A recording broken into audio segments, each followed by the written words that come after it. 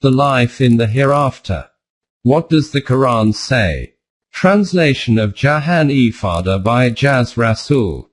Ghulam Ahmad, Parwez, 1969. 11. Sawab, reward, and Najat, salvation. We commonly use the term sawab as being the opposite of azab. The meaning of the former is reward for doing good, while the latter is punishment for sins. The term sawab in Arabic is taken from the root swb, and its basic meaning is to get something back. For example, sab al-ma means whatever quantity of water is removed, the exact amount is replaced. Similarly, sab jismohu means that after illness the body recovers fully to its original healthy state. That is, that whatever energy was depleted has been replenished. Whatever action you take in life, you have to spend something. Even if money is not spent, your time and energy will be expended. If the task is done according to a procedure, then whatever you have spent, you will get it back. This is called your action's sawab.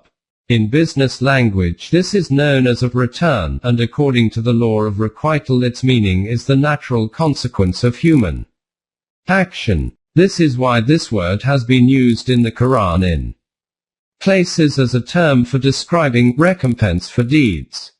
Will not the unbelievers have been paid back for what they did? 83:36. See also 2, 103, 3, 153, 5, 60. We have seen that the results of human deeds manifest in this life as well as in the life to come. In this life, righteous conduct leads to a life which is good and prosperous, successful, lofty, wealthy, with enhanced choices, provides government and power. The deeds which affect the human self, their consequences will appear in the next life. In this regard, two terms have been quoted in the Quran: sawab al-dunya, recompense in this life, and sawab al-akhirat, recompense in the hereafter.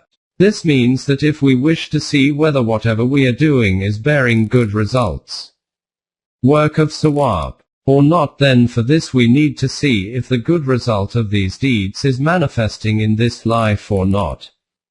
This concept of sawab is not just an abstract idea or belief, but should materialize into concrete results for all to see, including us. For example, in Surah Al-Imran it is stated, if any do desire a reward, sawab, in this life we shall give it to him. And if any do desire a reward, sawab, in the hereafter, we shall give it to him. 3, 145. It does not mean that those who desire sawab in the hereafter will not get any sawab in the worldly life. Those desiring and working for sawab in the hereafter will get it in this life as well. If anyone desires a reward, sawab, in this life, in Allah's gift, is the reward, sawab in both, of this life and of the hereafter. For Allah is He that hears and sees all things. 4, 134. This means that those people who strive in this life according to the physical laws but do not care about the permanent values will obtain the benefits of this life, but will have no share in the hereafter. But those who work according to both the physical laws and the permanent values, they will get sawab in this life as well as in the hereafter. This is the conduct of the mu'mineen. Wealth and sons are allurements of the life of this world. But the things that endure, good deeds, are best in the sight of your Rabb as rewards, and best to link hope with this. 18:46. See also 19:76, 28, 80. This is why it is said that the sawab gained from Allah is the best. 28:80. All types of sawab are indeed from Allah only, i.e., it is the results of our deeds according to the divine laws. But according to Quranic teaching, obtaining sawab from Allah means such a sawab which adorns a man's life in this world as well as in the hereafter. This is why it is said that Allah gives the best sawab and He is the best to conclude matters. 1844. This type of sawab is obtained through migration, endeavors and striving to establish a system based on the permanent values. 3. 194. This means that in the clash between evil and truth, even if this leads to war, one has to remain firm. 3. 146 to 147. As a consequence of this, in this world a heavenly society is established and, in the hereafter, a never-ending paradise. In Surah Kahf it is stated, "For them will be gardens of eternity, beneath them rivers will flow. They will be adorned therein with bracelets of gold, and they will wear green garments of fine silk and heavy brocade. They will recline therein on raised thrones.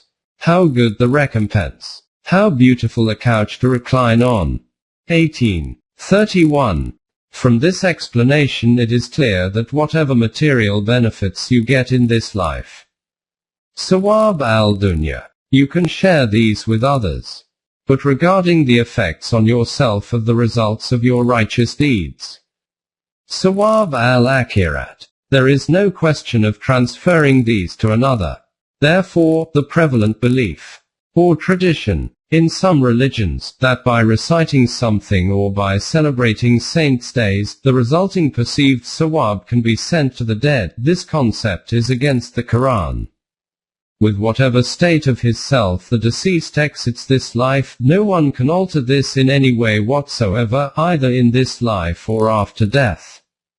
Whatever the deceased achieves will be entirely the results of his own deeds.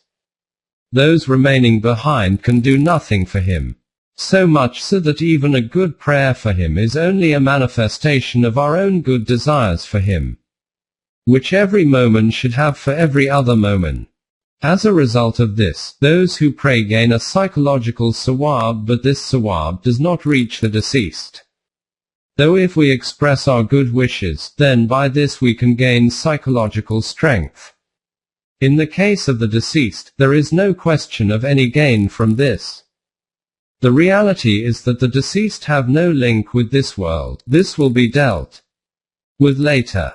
11.1 Najat, salvation.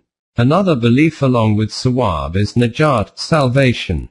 If we ask any follower of religions as to why he observes religious beliefs, endures so many hardships, tolerates so many constraints, and why he makes his life so trying with all these difficult meditations, his answer will be the same as all the others, that the point of it all is to somehow obtain najat, salvation.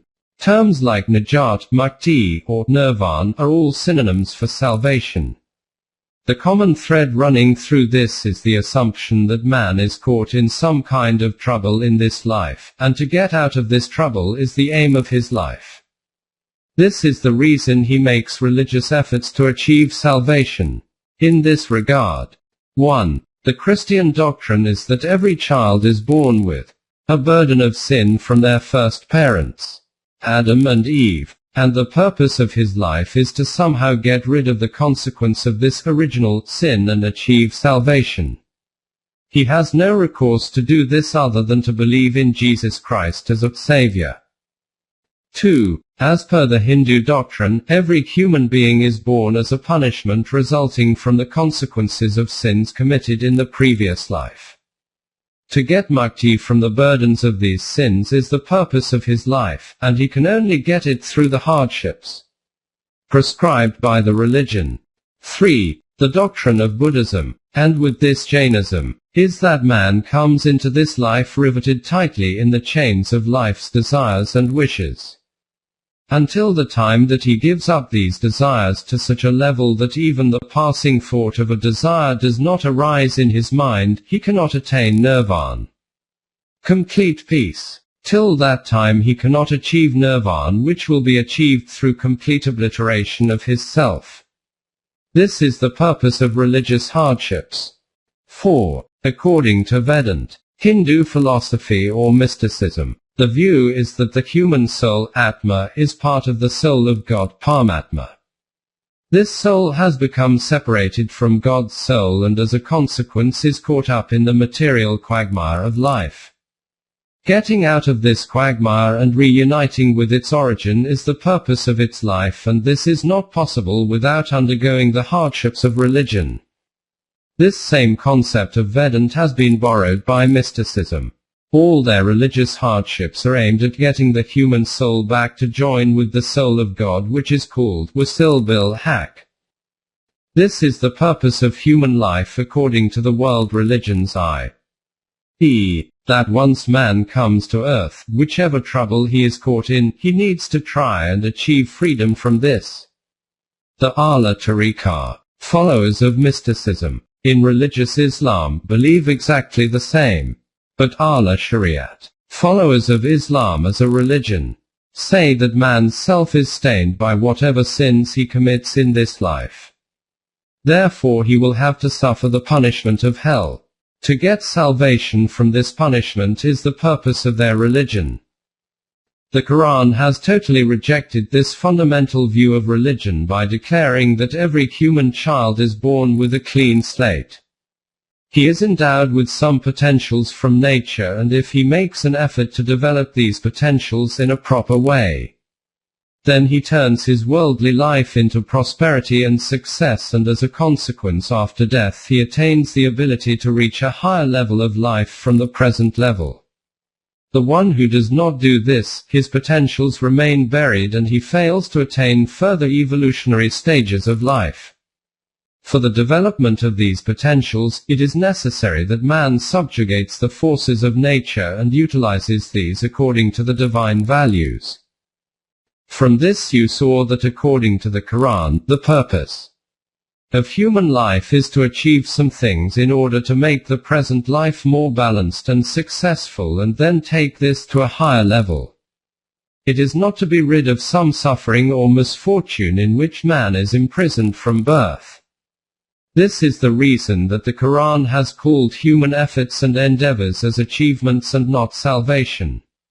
Further details are covered later.